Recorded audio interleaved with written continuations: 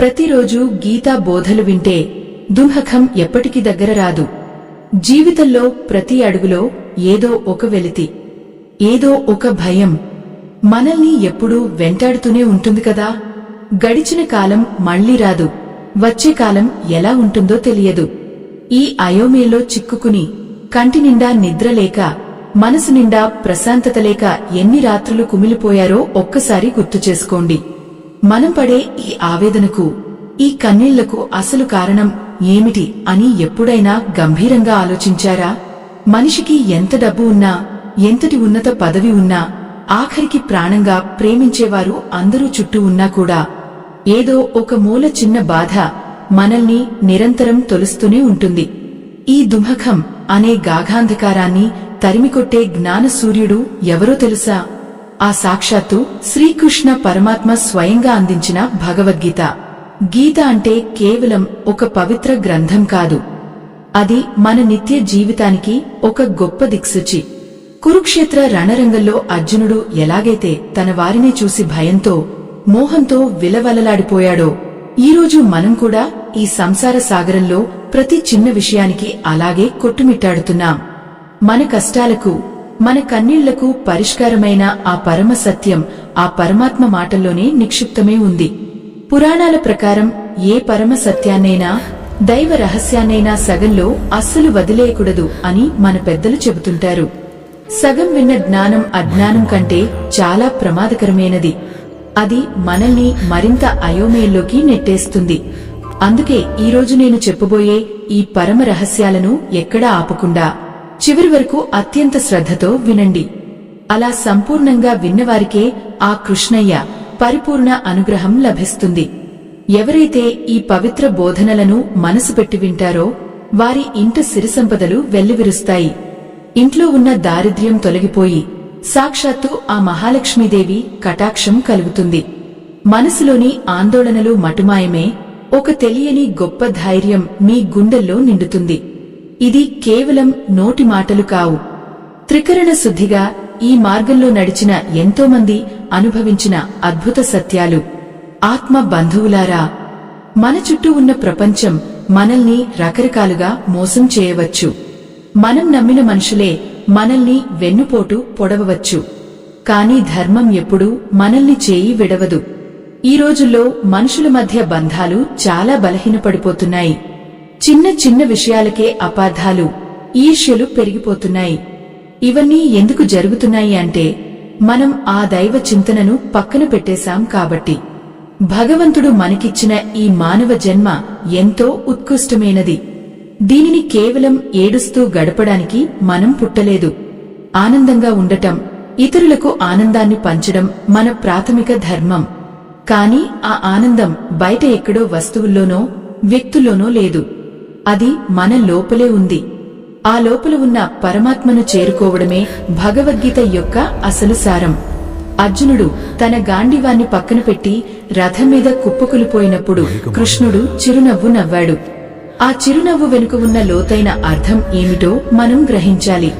కష్టాలు వచ్చినప్పుడు కుంగిపోకుండా వాటిని ధైర్యంగా ఎలా ఎదుర్కోవాలో నేర్పడమే ఆ నవ్వులోని ఆంతర్యం. ఈ ప్రపంచంలో ఏదీ శాశ్వతం కాదు. కానీ శాశ్వతం కాని వాటి కోసం మనం పడే ఆరాటం, తాపత్రయం అంతా ఇంతా కాదు. ఈ అతి ఆరాటమే మన సర్వ దుఃఖానికి మూలం. ఆ మూలాన్ని ఎలా పెకిలించి వేయాలో ఇప్పుడు మనం వివరంగా తెలుసుకుందాం. ఒక్కసారి కళ్ళు మూసుకుని ఆ నీలమేఘ శ్యాముడిని మీ హృదయంలో తలచుకోండి. ఆయన మురళిగానం మీ అంతరాత్మలో వినిపిస్తున్నట్లు ఊహించుకోండి. ఎప్పుడైతే మనం మన భారాన్ని, మన చింతలను ఆయన పాదాల దగ్గర సమర్పిస్తామో అప్పుడే మనకు నిజమైన విముక్తి కలుగుతుంది. గీతలో చెప్పిన ప్రతి శ్లోకం మన జీవితంలోని ఒక్కో క్లిష్టమైన చిక్కుముడిని చాలా సులభంగా విప్పుతుంది. సాటి ధర్మారాధకులారా, మనం ఎన్నో అనవసరమైన పనుల కోసం సమయాన్ని వృధా చేస్తాం. కాని మన ఆత్మశాంతి కోసం కేవలం కొద్ది నిమిషాలు కేటాయించలేమా? ఈ ప్రయాణం మీ జీవితాన్ని ఒక కొత్త మలుపు తిప్పబోతోంది. దుఃఖం అనే మాటే మీ దరిచేరని అద్భుతమైన స్థితికి మిమ్మల్ని తీసుకువెడుతుంది. ఎందుకంటే కృష్ణుడు ఎప్పుడూ అబద్ధం చెప్పడు. ఆయన మాట త్రికాల బాధ్యమైన పరమ సత్యం. సంసారం అంటేనే ఒక పోరాటం. ఈ పోరాటంలో అలసిపోయిన వారికి గీత ఒక చల్లని నీడలాంటిది. కృష్ణ పరమాత్మ అర్జునుడికి చెప్పిన మాటలు కేవలం ఆ కాలానికే పరిమితం కావు. తరతరాల మానవాళికి అవి అమృతధారలు. ప్రతి మనిషి తన జీవితంలో ఒకసారైనా ఈ బోధనలను వినాలి, ఆచరించాలి. అప్పుడే మనిషిలోని పశుత్వం పోయి దైవత్వం మేల్కొంటుంది. దుంహకం అనేది ఒక చీకటి గదిలాంటిది. అందులో మనం చిక్కుకున్నప్పుడు బయటకు వెళ్లే దారి కనిపించదు. కాని భగవంతుని వాక్కు అనే దీపం వెలిగిస్తే ఆ చీకటి క్షణంలో మాయమైపోతుంది. ఇప్పుడు మనం ఆ దీపాన్ని వెలిగించుకునే ప్రయత్నం చేద్దాం.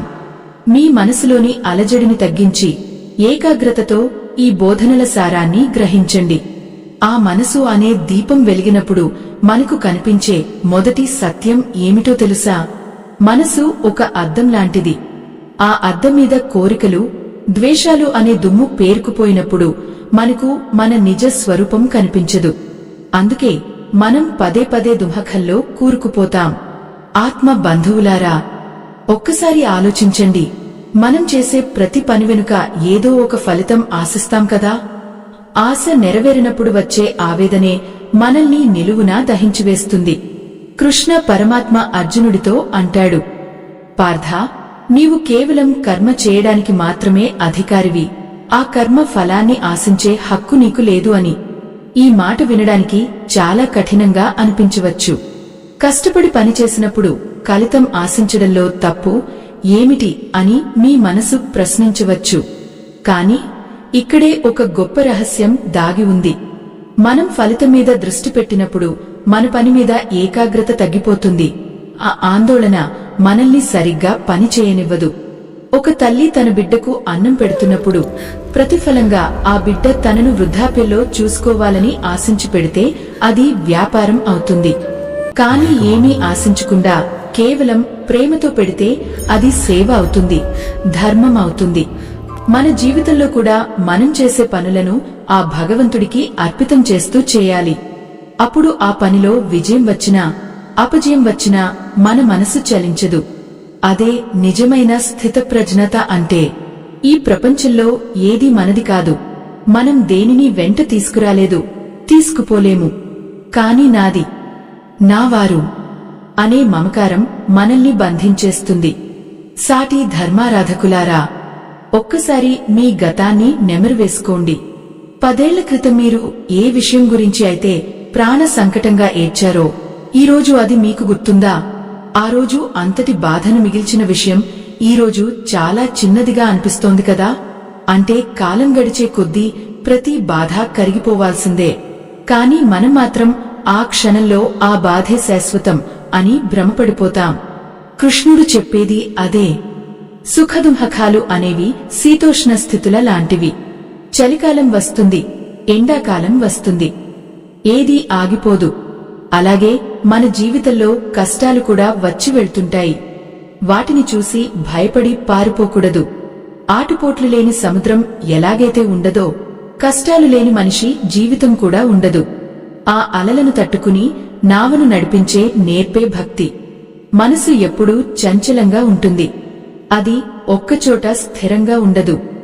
గాలికి ఆగిసలాడే దీపంలా అది ఎప్పుడూ భవిష్యత్తు గురించి భయపడుతూనో గతం గురించి బాధపడుతూనో ఉంటుంది. కాని వర్తమానంలో జీవించడం నేర్చుకోవాలి. ఈ క్షణం మీ చేతిలో ఉంది. ఈ క్షణంలో మీరు ఆ దైవ చింతనలో ఉంటే రాబోయే కాలం అద్భుతంగా ఉంటుంది.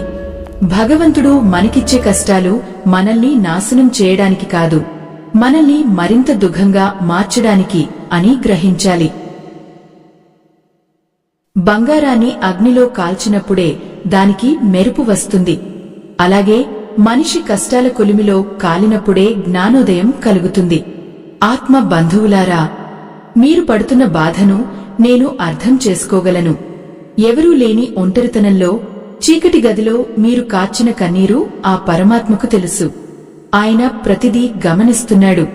కాని మీరు ఆయన మీద పూర్తి నమ్మకం ఉంచాలి. శరణాగతి అనే మాట విన్నారా?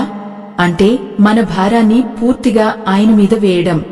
ఒక చిన్న బిడ్డ తండ్రి భుజాల మీద కూర్చున్నప్పుడు తనకు ఎక్కడ పడిపోతానో అన్న భయం ఉండదు. ఎందుకంటే తన తండ్రి తనను పట్టుకుంటాడనే నమ్మకం ఆ బిడ్డది. మనం కూడా ఆ జగన్నాటక సూత్రధారి చేతిలో ఒక చిన్న బిడ్డలా మారిపోవాలి. నా జీవితం ఆయన ఇష్టం, ఆయన ఏది ఇచ్చినా అది నా మేలు కోసమే అని నమ్మిన రోజున మీ గుండెల్లో ఉన్న బరువు ఒక్కసారిగా దిగిపోతుంది. ప్రశాంతత అంటే మరేదో కాదు, దైవ నిర్ణయాన్ని తలవంచడం. మన కోరికలే మనకు శత్రువులు. కోరిక తీరకపోతే కోపం వస్తుంది, తీరితే లోభం వస్తుంది. ఈ రెండూ మనల్ని నాశనం చేస్తాయి.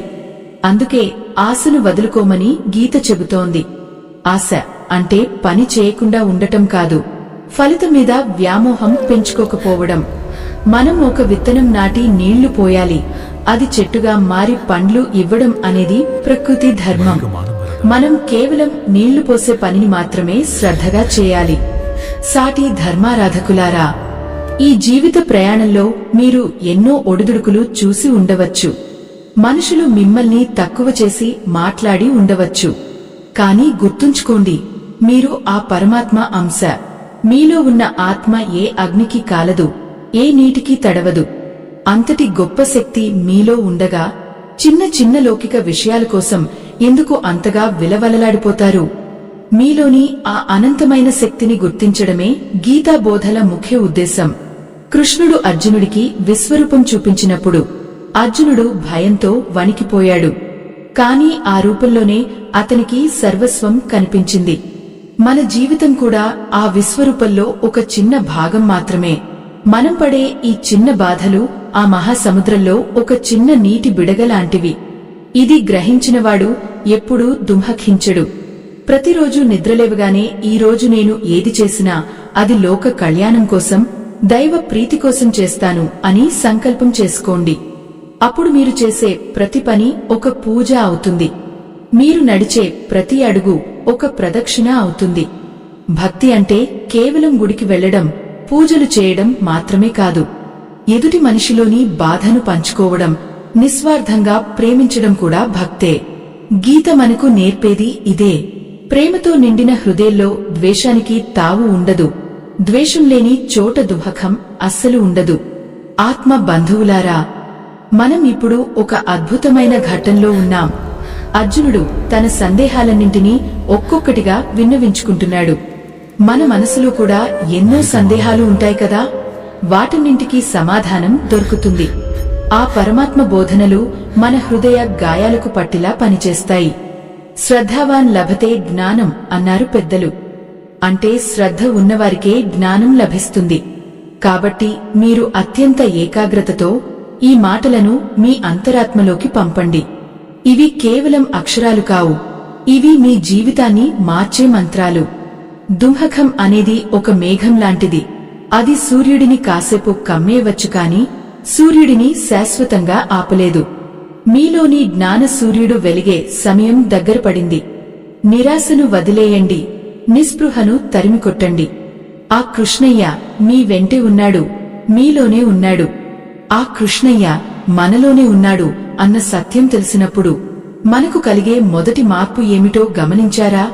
మన చూపు బయట ప్రపంచం నుండి లోపలి వైపు మళ్లుతుంది. ఇప్పటివరకు మనం మన దేహమే సర్వస్వమని, ఈ శరీరానికి వచ్చే కష్టాలే మన కష్టాలని భ్రమపడ్డాం. కాని ఈ శరీరం ఒక పాతబట్ట లాంటిది అని ఆ పరమాత్మ ఎప్పుడో చెప్పారు. పాత బట్టలు తీసివేసి కొత్తవి ఎలా వేసుకుంటామో ఆత్మ కూడా ఈ శరీరాన్ని వదిలి మరో శరీరాన్ని ధరిస్తుంది. మరి అలాంటప్పుడు ఈ ఏడుపులు, పెడబొబ్బలు ఎవరికోసం? ఆత్మ బంధువులారా, ఒక్కసారి కళ్ళు మూసుకుని గమనించండి. మీ లోపల ఒక నిశ్శబ్దమైన సాక్షి ఉన్నాడు. ఆ సాక్షికి ఆకలి వేయదు, దాహం వేయదు, ఏ కష్టమూ అతడిని తాకదు. అతడే మీరు. మనం ఆ సాక్షిని మరిచిపోయి ఈ మాయా ప్రపంచంలో చిక్కుకుపోయి అల్లాడిపోతున్నాం. అందుకే గీత మనకు ఆత్మజ్ఞానాన్ని ప్రసాదిస్తుంది. మనం పుట్టకముందు ఎక్కడ ఉన్నామో మనకు తెలియదు, మరణించిన తర్వాత ఎక్కడికి వెళ్తామో తెలియదు. మధ్యలో ఉన్న ఈ కొద్ది కాలం కోసం ఎందుకింత ఆరాటం?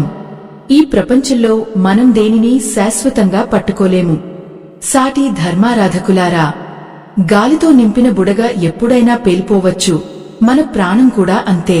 కాని ఆ బిడగ లోపల ఉన్న గాలి బయట ఉన్న గాలి ఒకటే కదా, అలాగే మనలో ఉన్న ఆత్మ, ఆ పరమాత్మ ఒకటే. కృష్ణుడు అర్జునుడికి ఒక గొప్ప సత్యాన్ని బోధించాడు. శత్రువుల మీద ద్వేషంతో కాకుండా నీ బాధ్యతగా యుద్ధం చెయ్యి అని. మన జీవితంలో కూడా మనం ఎన్నో యుద్ధాలు చేయాల్సి వస్తుంది.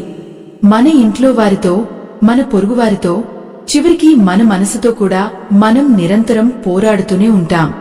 ఈ పోరాటంలో మనం గెలవాలంటే మనకు కావలసింది ఆయుధాలు కాదు, స్థిరమైన చిత్తం. అర్జునుడు అడుగుతాడు, కృష్ణ, చంచలమైన ఈ మనసును నిగ్రహించడం గాలిని ఆపడం కన్నా కష్టం కదా అని. దానికి ఆ మాధవుడు చిరునవ్వుతో సమాధానం ఇస్తాడు, అవును పార్థ, మనసు చాలా చంచలమైనది. దాన్ని కట్టడి చేయడం కష్టమే కాని అసాధ్యం కాదు. నిరంతర అభ్యాసం, వైరాగ్యం ద్వారా దాన్ని లొంగదీసుకోవచ్చు అని. అంటే మనం ప్రతిరోజూ కొద్దిసేపైనా ఆ భగవంతుని నామాన్ని స్మరించడం అలవాటు చేసుకోవాలి. ఈ క్రమంలోనే మనకు ఒక గొప్ప ధర్మ సంకటం ఎదురవుతుంది. ఇప్పుడు మిమ్మల్ని ఒక ప్రశ్న అడుగుతున్నాను. దీనికి మీ అంతరాత్మ సాక్షిగా సమాధానం చెప్పండి. ఊహించుకోండి, ఒకవైపు మీ ప్రాణానికి ప్రాణమైన వారు, మీ కుటుంబ సభ్యులు ఉన్నారు. మరోవైపు మీరు నమ్మిన ధర్మం, న్యాయం ఉంది. మీ వారు ఒక పెద్ద తప్పు చేశారు. ఆ తప్పును మీరు బయటపెడితే వారికి శిక్ష పడుతుంది, మీ కుటుంబం రోడ్డున పడుతుంది. కాని మీరు మౌనంగా ఉంటే ఒక అమాయకుడికి అన్యాయం జరుగుతుంది. ఇటువంటి సమయంలో మీరు దేనికి ప్రాధాన్యత ఇస్తారు? మీ వారి మీద ఉన్న మమకారంతో నిజాన్ని దాస్తారా, లేక ఎంతటి కష్టం ఎదురైనా సరే న్యాయం పక్కనే నిలబడతారా? ఇది చాలా క్లిష్టమైన ప్రశ్న కదా. మీ మనసులో ఏమనిపిస్తుందో, మీరు ఏ నిర్ణయం తీసుకుంటారో తప్పకుండా వ్యాఖ్యానించండి. మీ మాటల కోసం నేను ఎదురుచూస్తుంటాను. ఎందుకంటే ధర్మం అంటే ఏమిటో తెలుసుకోవడమే గీతలో సగం విజయం.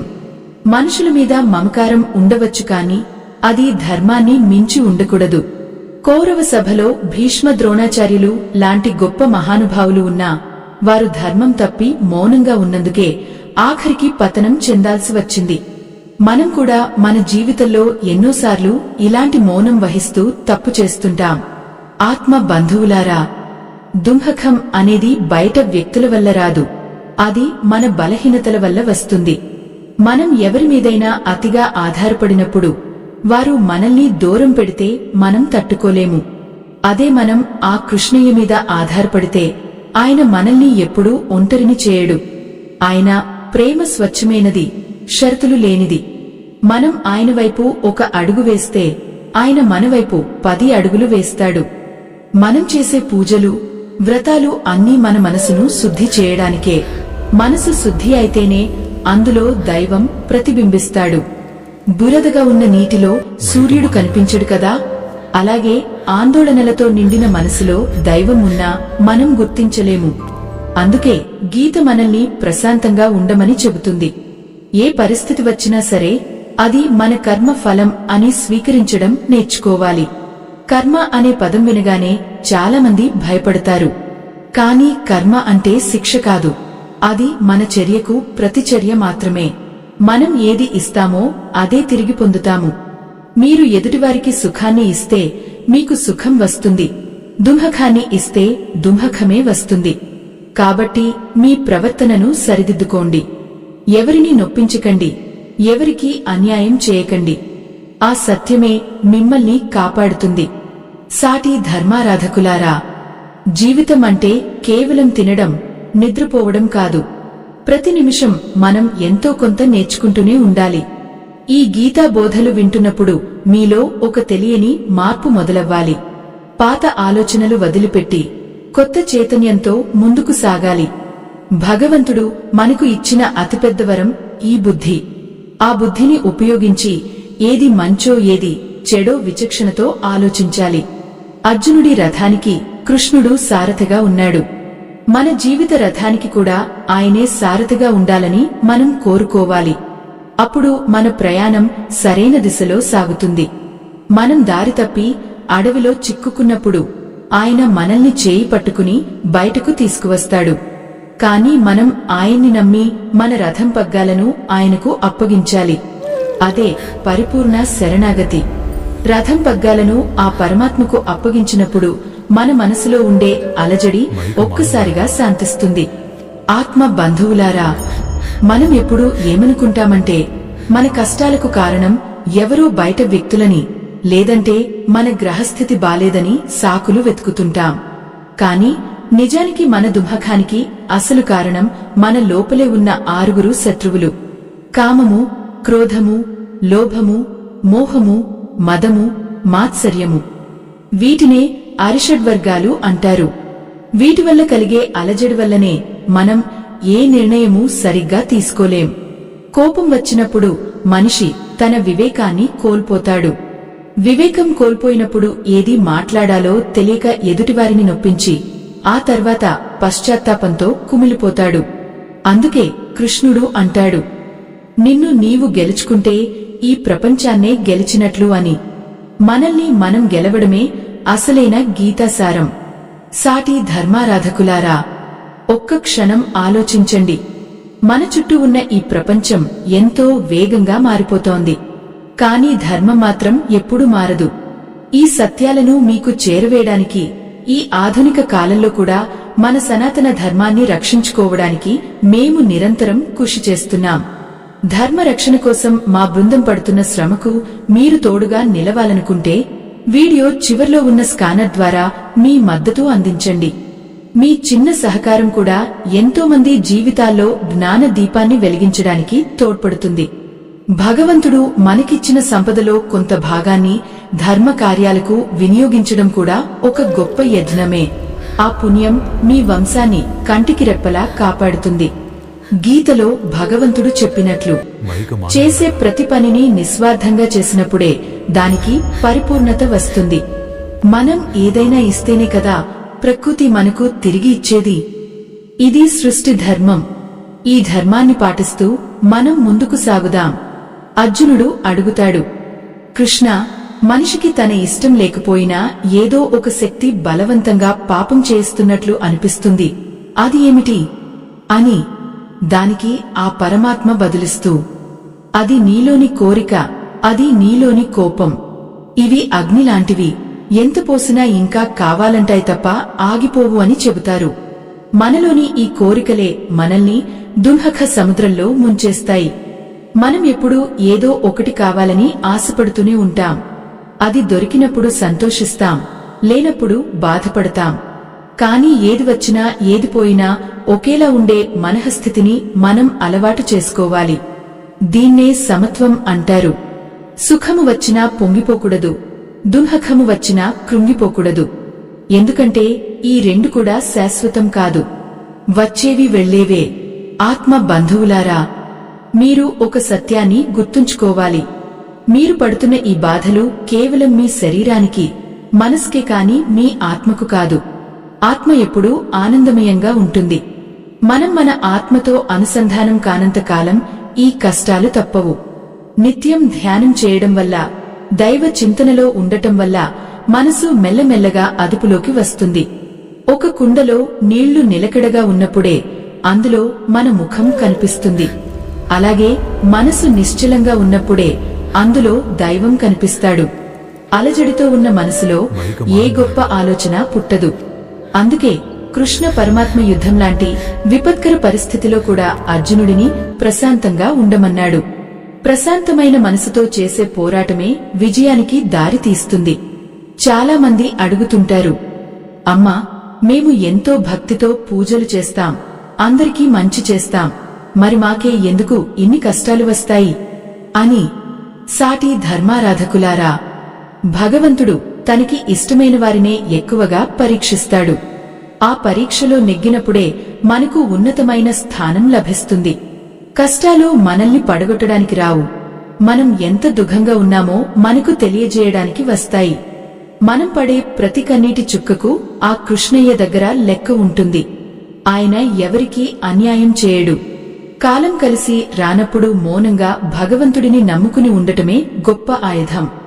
మనకు ఏది కావాలో, ఎప్పుడు ఇవ్వాలో ఆ పరమాత్మకు బాగా తెలుసు.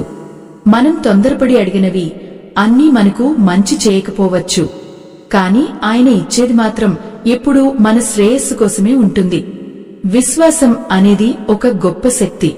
కొండమీద ఉన్న గుడికి వెళ్తున్నప్పుడు కింద పడతామనే భయం ఉన్నా ఆ దేవుడు కాపాడుతాడు అనే నమ్మకంతో ఎలా వెళ్తామో, జీవిత ప్రయాణంలో కూడా అలాగే ముందుకు సాగాలి. ఎన్ని అడ్డంకులు వచ్చినా, ఎన్ని అవమానాలు ఎదురైనా సరే, నా వెనుక నా కృష్ణుడు ఉన్నాడు అనే ధైర్యం మీలో ఉండాలి. ఆ ధైర్యమే మిమ్మల్ని విజేతగా నిలబెడుతుంది. దుంహకం నుంచి విముక్తి పొందడానికి సులభమైన మార్గం ఏమిటో తెలుసా? ఉన్నదానితో తృప్తి చెందడం. మన దగ్గర ఉన్న వాటిని చూసి సంతోషించకుండా లేని వాటి కోసం ఆరాటపడటమే మనిషి చేసే అతి పెద్ద తప్పు. మనకంటే తక్కువ స్థితిలో ఉన్న వారిని చూసినప్పుడు మనకు ఎంత భాగ్యం ఉందో అర్థమవుతుంది. ఆ కృతజ్ఞతా భావం మన మనసును తేలికపరుస్తుంది. కృష్ణుడు భగవద్గీతలో పదే పదే చెప్పేది ఒకటే, నీ కర్మ నీవు చేయి, ఫలితాన్ని నామీద వదిలే అని. ఈ చిన్న సూత్రాన్ని మనం పాటిస్తే మన జీవితంలో సగం దుంహకం మాయమైపోతుంది.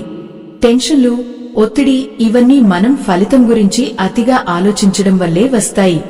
పని చేసేటప్పుడు దైవ స్మరణతో చేస్తే ఆ పనిలో ఒక అద్భుతమైన శక్తి వస్తుంది.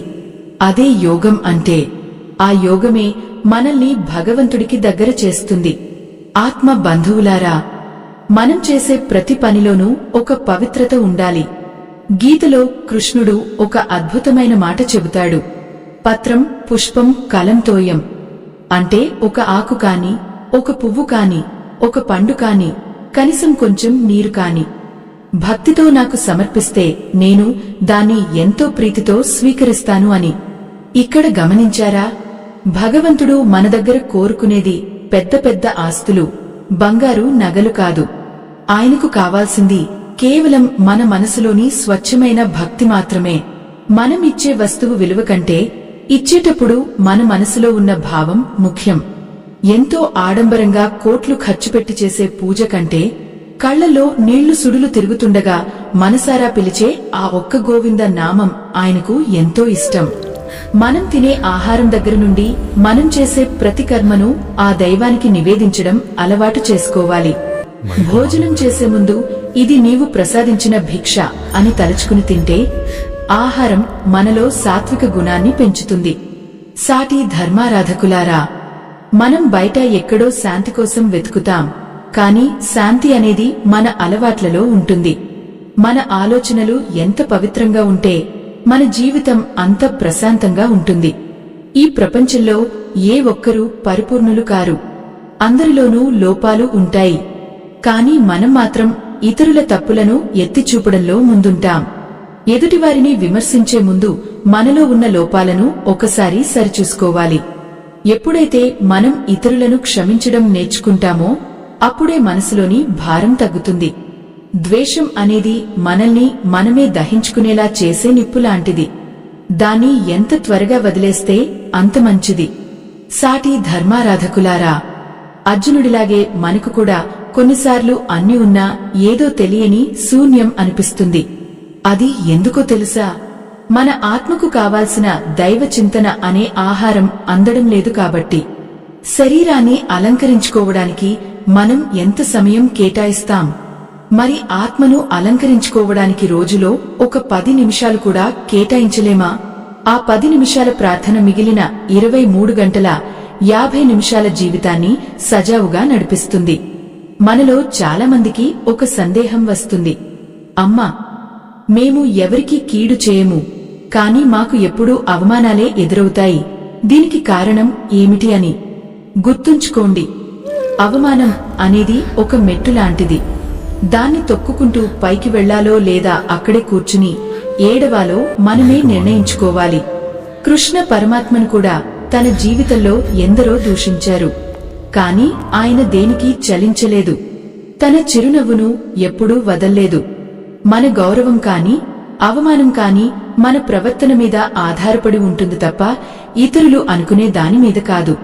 లోకం మన గురించి ఏమనుకుంటుందో అని భయపడితే మనం ఒక్క అడుగు కూడా ముందుకు వేయలేం. ధర్మం వైపు నిలబడినప్పుడు ప్రపంచం మొత్తం మనకు వ్యతిరేకమైనా సరే ఆ పరమాత్మ మన పక్కనే ఉంటాడు. ఆయన తోడు ఉన్నప్పుడు మనకు భయం ఎందుకు? ఆత్మ బంధువులారా, మీలోని ఆత్మవిశ్వాసాన్ని నిద్రలేపండి. భగవంతుడు మనల్ని ఈ లోకంలోకి పంపించింది కేవలం కష్టాలు అనుభవించడానికి కాదు, ఏదో ఒక గొప్ప కార్యంలో భాగస్వాములు కావడానికి. ఆ కార్యం ఏమిటో తెలుసుకోవడమే జ్ఞానం. మన బాధ్యతలను మనం సక్రమంగా నిర్వర్తించాలి. పిల్లలను పెంచడం, పెద్దలను గౌరవించడం, సమాజానికి ఉపయోగపడటం, ఇవన్నీ కూడా గీత చెప్పిన కర్మయోగంలో భాగాలే. ఏ పని చేసినా అది భగవత్ ప్రీతికరంగా ఉండాలి. మనం చేసే ప్రతి పనికి ఒక సాక్షి ఉన్నాడు. మన మనస్సాక్షి రూపంలో ఆయన మనలోనే ఉన్నాడు. మనం ఎవరినైనా మోసం చేయవచ్చు, కానీ మన మనస్సాక్షిని మోసం చేయలేం. అందుకే ఏ పని చేసినా నీతిగా, నిజాయితీగా చేయండి. ఆ నిజాయితీ ఇచ్చే నిద్ర ఏ కోట్లు ఖర్చు పెట్టినా రాదు. ఆ నిశ్చింతే అసలైన సంపద. దుంహకం అనేది తప్పు చేసిన వాడికి వస్తుంది, కానీ ధర్మం తప్పని వాడికి పరీక్షలు మాత్రమే వస్తాయి. ఆ పరీక్షలను ఎదుర్కొనే శక్తిని ఆ కృష్ణయ్య ప్రసాదిస్తాడు. మనం ఒక అద్దం ముందు నిలబడి కోపంగా చూస్తే అద్దంలోని ప్రతిబింబం కూడా కోపంగానే చూస్తుంది. నవ్వితే నవ్వుతుంది. ఈ ప్రపంచం కూడా అంతే. మనం ప్రేమను ఇస్తే ప్రేమను పొందుతాము. అందుకే అందరినీ ప్రేమించడం నేర్చుకోండి. పగను, ప్రతీకారాన్ని మనసులో పెంచుకోకండి. అవి మనల్ని లోపల నుండి బలహీనపరుస్తాయి.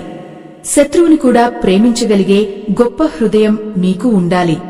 అది కేవలం దైవ జ్ఞానం వల్లే సాధ్యమవుతుంది.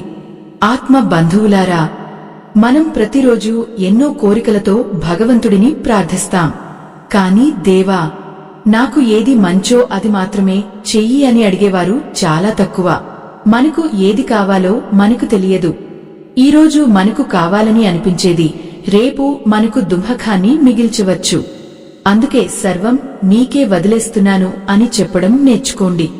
ఆ శరణగతిలో ఉండే హాయి మరే దానిలోనూ ఉండదు. గాలికి పడిపోయే ఎండుటాకులాగా కాకుండా కొండలా స్థిరంగా ఉండాలి. ఎంతటి తుఫాను వచ్చినా కొండ చెక్కుచెదరదు కదా.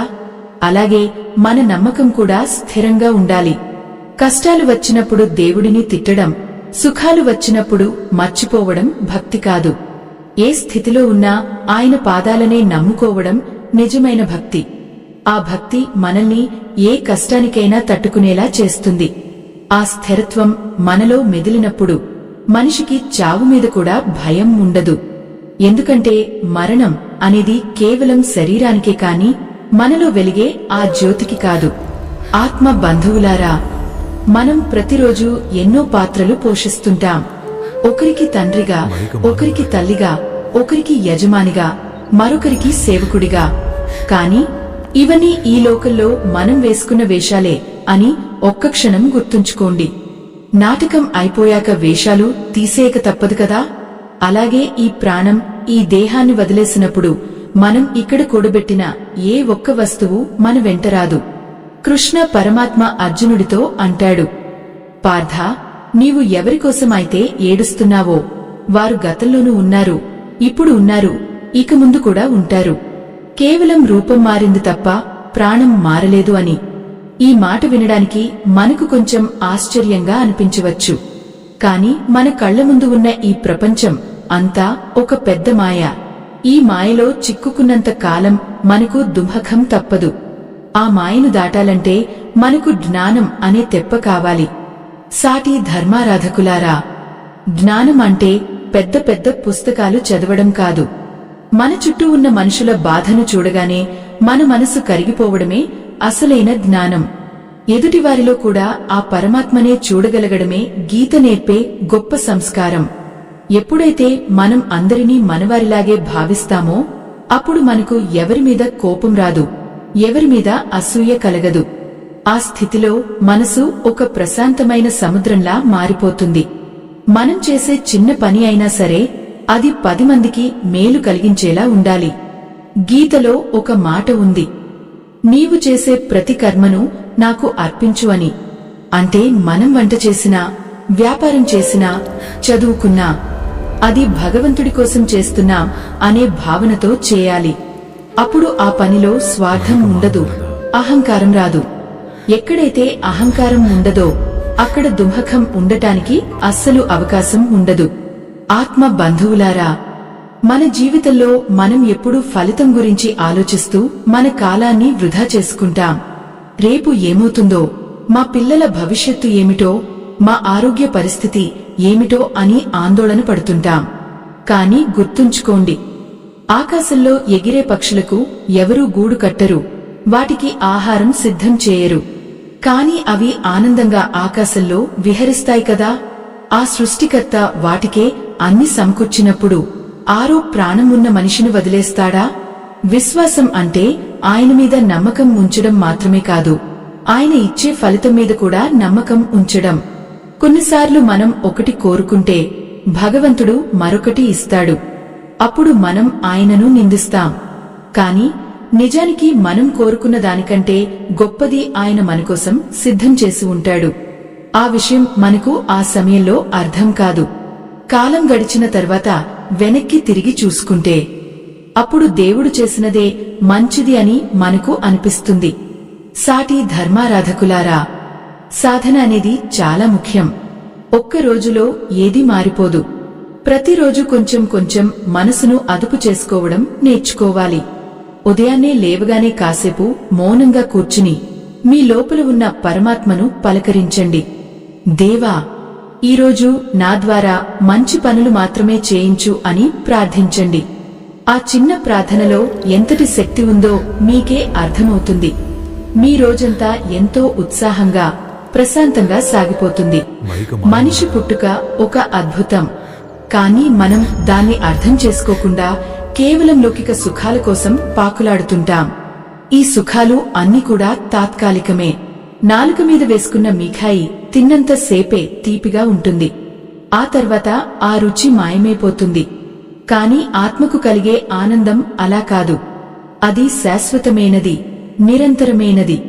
ఆ ఆనందాన్ని పొందడమే మన జీవిత పరమార్థం. గీత మనకు ఆ మార్గాన్నే చూపిస్తుంది. ఆత్మ బంధువులారా, మనం ఎవరినైనా ప్రేమిస్తే వారికోసం ఏదైనా చేస్తాం. మరి మనల్ని సృష్టించిన ఆ పరమాత్మను ఎంతగా ప్రేమించాలి? ఆయన ప్రేమను పొందినవాడు ధన్యుడు. ఆ ప్రేమను పొందడానికి కఠినమైన నియమాలు అవసరం లేదు. కేవలం పరిశుద్ధమైన హృదయం ఉంటే చాలు. కులమతాలకు అతీతంగా, పేద ధనిక భేదం లేకుండా ఆ కృష్ణయ్య అందరినీ ఆహ్వానిస్తున్నాడు. మీరు కూడా ఆ దైవ సన్నిధికి రావాలని నా ఆకాంక్ష. మనం ఈ లోకంలో ఎంతో మందిని చూస్తుంటాం. కొందరు మనల్ని మెచ్చుకుంటారు, కొందరు విమర్శిస్తారు. ఇవన్నీ కేవలం శబ్దాలు మాత్రమే. ఆ శబ్దాలకు మనం ఎందుకు అంతగా విలవలలాడిపోవాలి? ఒక గొడుగు ఉంటే వాన నుంచి తడవకుండా ఎలా కాపాడుకోవచ్చో, భగవద్గీత అనే గొడుగు ఉంటే ఈ సంసార కష్టాల నుండి మనం సులభంగా బయటపడవచ్చు. ఆ గొడుగును పట్టడం నేర్చుకోండి. లోకం ఏమనుకున్నా సరే మీ దారి ధర్మబద్ధంగా ఉంటే విజయం మీదే. సాటి ధర్మారాధకులారా, గీత ఒక సముద్రం లాంటిది. అందులో లోతుకు వెళ్లే కొద్దీ మనకు ఎన్నో అమూల్యమైన రత్నాలు దొరుకుతాయి. ఒక్కో శ్లోకం మన జీవితాన్ని మలుపు తిప్పే శక్తిని కలిగి ఉంటుంది. మీరు ఇప్పుడు వింటున్న ఈ మాటలు మీ హృదయంపై ముద్ర వేయాలని కోరుకుంటున్నాను. ఇవి కేవలం వినేవి కావు, ఆచరించాల్సినవి. ఒక్కో అడుగు వేస్తూ మనం ఆ పరమపదానికి చేరుకోవాలి. దుంహకం నుంచి పారిపోకండి, దాన్ని ధైర్యంగా ఎదుర్కోండి. ఎందుకంటే దుంహకం మనకు దేవుడిని గుర్తు చేస్తుంది. సుఖంలో ఉన్నప్పుడు మనం భగవంతుడిని మర్చిపోయే అవకాశం ఉంది. కాని కష్టంలో ఉన్నప్పుడే ఆయనను గట్టిగా పట్టుకుంటాం. అందుకే ఆ కష్టాలను కూడా ఆశీర్వాదాలుగా భావించాలి. కుంతీదేవి కృష్ణుడిని ఒక వరం అడుగుతుంది. దేవా, నాకు ఎప్పుడూ కష్టాలే ఇవ్వు, అప్పుడే నేను నిన్ను ఎప్పుడూ స్మరిస్తూ ఉంటాను అని. అంతటి మహోన్నతమైన భావన మనలో కలగాలి. కుంతీదేవి కోరుకున్న ఆ కష్టాల వెనుక ఉన్న పరమరహస్యం ఏమిటో తెలుసా? కష్టం అనేది మన అహంకారాన్ని కరిగించే ఒక మంటలాంటిది.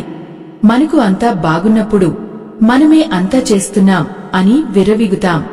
కాని ఒక్క చిక్కు ఎదురవగానే దిక్కుతోచక ఆ దేవుడి వైపు చూస్తాం. సాటి ధర్మారాధకులారా, భగవంతుడు మనల్ని కావాలని ఇబ్బంది పెట్టడు. ఆయనకు మనమీద ఉన్నది అంతులేని ప్రేమ. ఆ ప్రేమే ఒక్కోసారి శిక్ష రూపంలో వచ్చి మనల్ని సరిదిద్దుతుంది.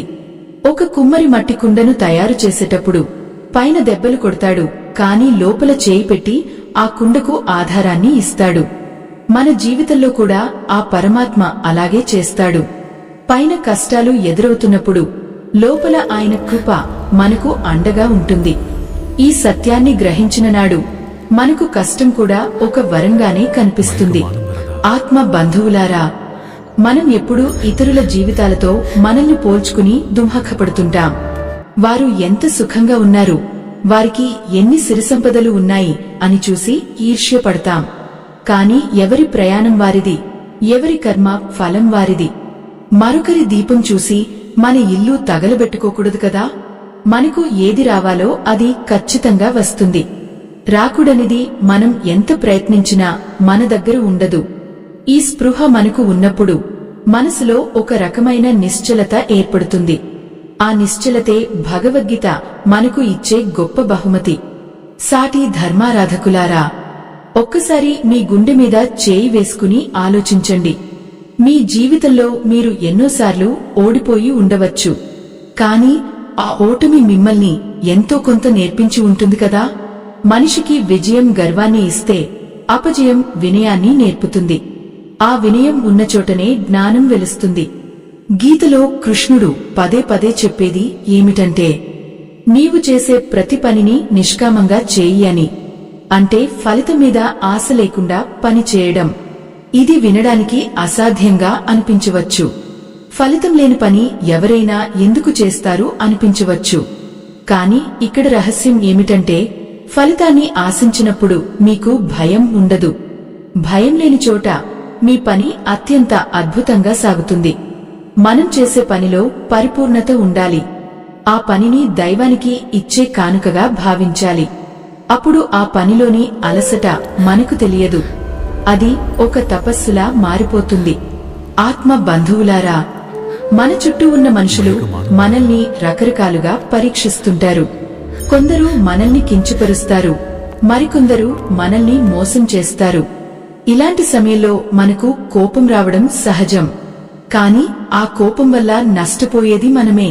కోపం అనేది మనం తాగే విషం లాంటిది. కాని అది ఎదుటివారిని చంపాలని ఆశిస్తాం. అది ఎంత మూర్ఖత్వం. అందుకే క్షమించడం నేర్చుకోవాలి. క్షమ అనేది బలహీనత కాదు, అది మహావీరుల లక్షణం. కృష్ణుడు శిశుపాలుడిని 100 తప్పుల వరకు క్షమించాడు. ఆయన శక్తి లేక కాదు, అది ఆయన ధర్మం. మనం కూడా ఎదుటివారిని క్షమిస్తే మన మనసులోని భారం తగ్గుతుంది. ఆ భారం తగ్గినప్పుడే మనం దైవ చింతనలో నిమగ్నం కాగలము. లోకంలో ప్రతిదీ కారణం లేకుండా జరగదు. మనకు ఒకరు అన్యాయం చేశారంటే అది మనగత కర్మ ఫలితం కావచ్చు, లేదా మనల్ని మరింత దుఃఖంగా మార్చడానికి ప్రకృతి పన్నిన పన్నాగం కావచ్చు. ఏది ఏమైనా దాన్ని సానుకూలంగా స్వీకరించాలి. సాటి ధర్మారాధకులారా, ఈ రోజుల్లో చాలామంది మానసిక ప్రశాంతత కోసం మందులు వాడుతున్నారు. కాని అసలైన మందు మీ లోపలే ఉంది. అది భగవంతుని నామం. ఆ నామస్మరణలో ఉన్న శక్తి మరే దానిలోనూ లేదు. గజేంద్రుడు మొసలి పట్టులో చిక్కుకున్నప్పుడు, తన శక్తి అంతా అయిపోయినప్పుడు ఒక్కసారి గోవిందా అని పిలిచాడు. ఆ ఒక్క పిలుపుకు ఆ పరమాత్మ పరిగెత్తుకుంటూ వచ్చాడు. మన జీవితంలో కూడా ఆ మొసలి లాంటి కష్టాలు మనల్ని పట్టుకున్నప్పుడు మనం చేయాల్సింది ఆయన్ని ఆర్తిగా పిలవడమే. మనం ఆయన్ని పిలిచేటప్పుడు మనసులో ఏ ఇతర ఆలోచనలు ఉండకూడదు.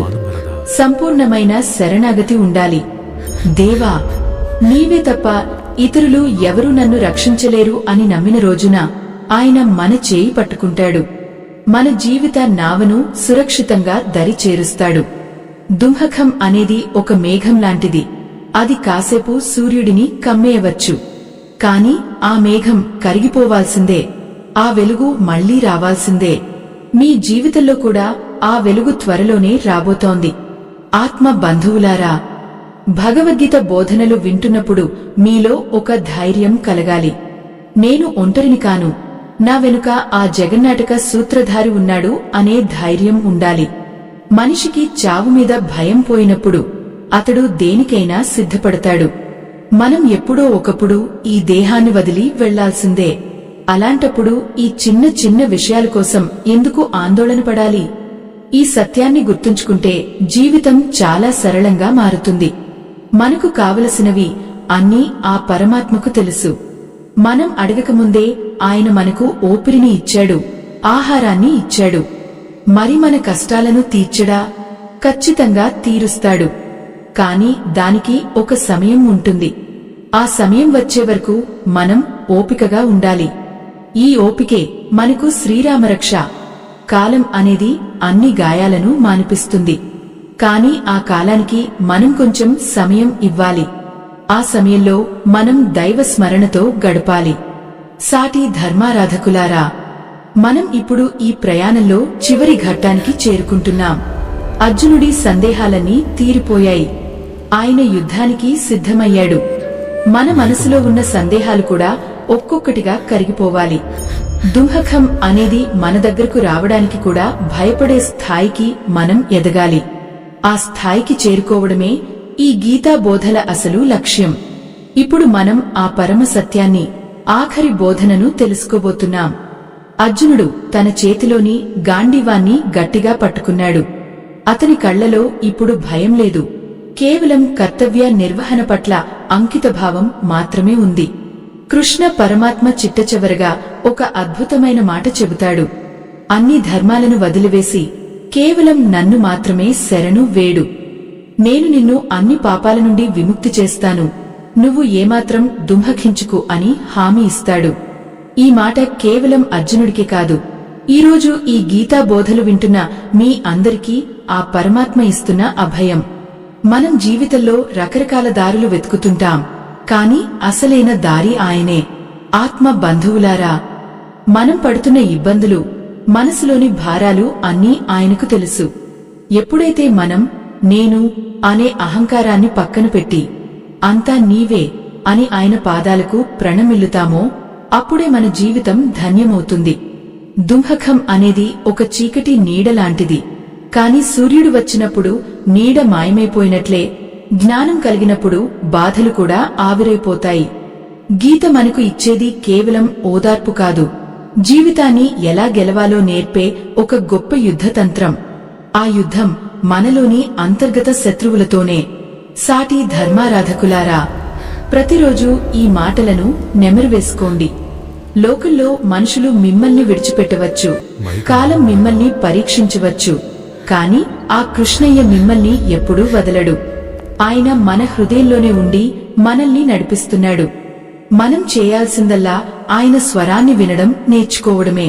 ఆ స్వరం వినపడాలంటే మనసు నిశ్చలంగా ఉండాలి. కోరికలు, ద్వేషాలు లేని మనసులోనే ఆ మురళిగానం వినిపిస్తుంది. ఆ గానం విన్నవారికి ఈ లోకంలోని ఏ శబ్దమూ భయం కలిగించదు. మన జీవితంలో ఎన్నో ఆటుపోట్లు వస్తాయి. కొన్నిసార్లు మనం దారి తప్పి అడవిలో చిక్కుకున్నట్లు అనిపిస్తుంది. కాని గుర్తుంచుకోండి, చీకటి ఎంత గాఢంగా ఉంటే వెలుతురు అంత త్వరగా వస్తుందని అర్థం. మీ కన్నీళ్లను ఆయన తుడుస్తాడు, మీ కష్టాలను ఆయన మోస్తాడు. కాని మీరు ఆయన మీద పూర్తి విశ్వాసం ఉంచాలి. సగం నమ్మకం, సగం అనుమానం ఉన్నచోట దైవం ఉండడు. పరిపూర్ణమైన నమ్మకమే మనల్ని వైకుంఠానికి చేరుస్తుంది. ఈ ప్రయాణంలో మీరు ఒంటరివారు కారు. ఆ పరమాత్మ ప్రతిక్షణం మీ వెంటే ఉన్నాడు.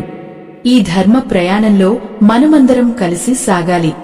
సనాతన ధర్మం యొక్క గొప్పతనాన్ని ప్రపంచానికి చాటి చెప్పడానికి, మన రాబోయే తరాలకు ఈ జ్ఞానాన్ని అందించడానికి మా బృందం ఎంతో ఆరాటపడుతోంది.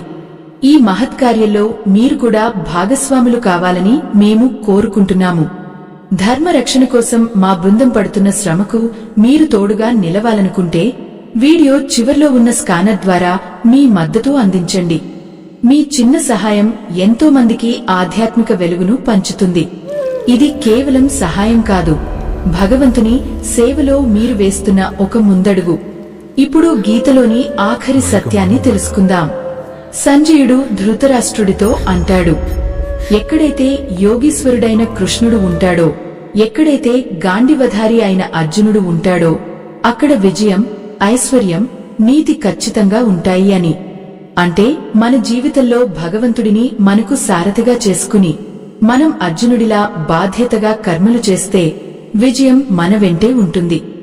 దుంహకం అనేది ఎప్పటికీ మన దగ్గరకు రాదు. ఐశ్వర్యం అంటే కేవలం డబ్బు మాత్రమే కాదు, ప్రశాంతమైన మనసు, ఆరోగ్యకరమైన శరీరం, మంచి ఆలోచనలు, ఇవే నిజమైన సంపదలు. ఆత్మ బంధువులారా, ఇప్పటివరకు మీరు విన్న ఈ 8 భాగాలు మీ జీవితంలో ఒక కొత్త చైతన్యాన్ని నింపాలని నేను ఆ పరమేశ్వరుడిని ప్రార్థిస్తున్నాను. కష్టం వచ్చినప్పుడు కుంగిపోకుండా, సుఖం వచ్చినప్పుడు పొంగిపోకుండా స్థితప్రజ్ఞతతో ఉండటం నేర్చుకోండి. లోకం నిన్ను ఏమని పిలిచినా సరే నీవు ఆ పరమాత్మ బిడ్డవు అనే సత్యాన్ని మర్చిపోవద్దు. నీలో ఉన్న శక్తి అనంతమైనది. ఆ శక్తిని గుర్తించిన రోజున నీవు ఈ ప్రపంచాన్నే మార్చగలవు. నీ కళ్లలోని కన్నీరు ఆనంద బాష్పాలుగా మారే రోజు ఎంతో దూరంలో లేదు. భగవద్గీత అంటేనే ఒక అమృతధార. ఆ ధారలో తడిసిన వారికి ఈ సంసార తాపత్రయాలు ఉండవు. ప్రతిరోజు కనీసం ఒక శ్లోకమైనా చదవండి లేదా వినండి. అది మీ మనసును శుద్ధి చేస్తుంది. మంచి మనుషులతో స్నేహం చేయండి. మంచి ఆలోచనలతో గడపండి. మీ చుట్టూ ఉన్నవారికి సహాయం చేయండి. మనిషి సేవయే మాధవ సేవ అని మర్చిపోకండి. మీరు ఇతరుల ముఖంలో నవ్వు చూసినప్పుడు ఆ నవ్వులో మీకు భగవంతుడు కనిపిస్తాడు. ఆ ఆనందమే అసలైన మోక్షం. సాటి ధర్మారాధకులారా, మనం ఈ భౌతిక ప్రపంచంలో ఎంతో బంధాలతో ముడిపడి ఉన్నాం. కాని ఆఖరి బంధం ఆ పరమాత్మతోనే. ఆ బంధం శాశ్వతమైనది. ఈ జీవితం ఒక చిన్న మజిలీ మాత్రమే. ఇక్కడ మనం సంపాదించాల్సింది పేరు ప్రఖ్యాతులు కాదు, పుణ్యం. ఆ పుణ్యమే మనల్ని తరింపజేస్తుంది. దుంహకం అనేది మనల్ని భయపెట్టే ఒక భూతం లాంటిది. కాని మనం ధైర్యంగా దైవనామాన్ని స్మరిస్తే ఆ భూతం మాయమైపోతుంది. మీ గుండెల్లో ఆ కృష్ణయ్య పాదముద్రలు ఎప్పటికీ పదిలంగా ఉండాలి. నా మాటలు వింటున్న మీ అందరి ఇళ్లలో సుఖశాంతులు ఉండాలని, మీ కష్టాలన్నీ కడతేరాలని మనసారా కోరుకుంటున్నాను. ఆ పరమాత్మ అనుగ్రహం మీ మీద, మీ కుటుంబం మీద ఎల్లప్పుడూ ఉండాలి. ఏ అపాయం వచ్చినా ఆయన మీకు అడ్డుగా నిలవాలి.